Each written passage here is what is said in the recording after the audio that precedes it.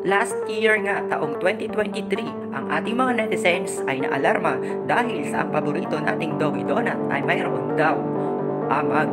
At ayon naman sa ating mga concerned netizens, tanging February 2024 lamang ang mga Doughy Donut na may amag. Ang ibang batch o ang ibang buwan ng expiration ay hindi na nadamay. Agad namang nakarating sa pamunuan ng Doughy Donut ang nangyaring ito at agaran silang naglabas ng statement at aksyon para dito. Bilang hakbang, agad nilang ibinatigil ang pagbebenta ng naturang produkto upang masigurado ang kaligtasan ng mga bumibili nito. Bumuhos naman ang suporta at pasasalamat ng mga netizens dahil sa issue na ito. So ayan na nga, for today's video ay susubukan natin kung makakaranas ba tayo ng Doughy Donut na may issue ng amag. By the way, ang expiration nito, February 12, 2024.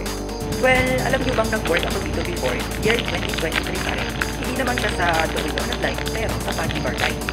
Masasabi ko na malinis naman yung company, malinis talaga yung product. Iba na lang sa mga open trays.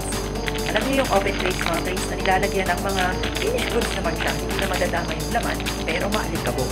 Yun lang, at sana sa pamunuan, huwag na sana makalimutan na kami mga empleyado ay mga customer na rin o consumer pa rin. Masaya naman mag-work dito, yun nga lang, ataw at grabing init. Nakakatatlo ako ng t-shirt kada break time nagpapalit.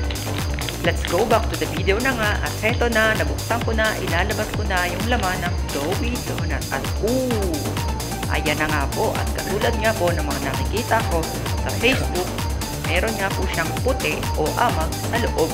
Disclaimer lang po, nabili ko ito December 2023 pa po sa isang maliit na sari-sari store dito sa aming barangay at less than 5 pieces na lang po ito ng aking maabutan.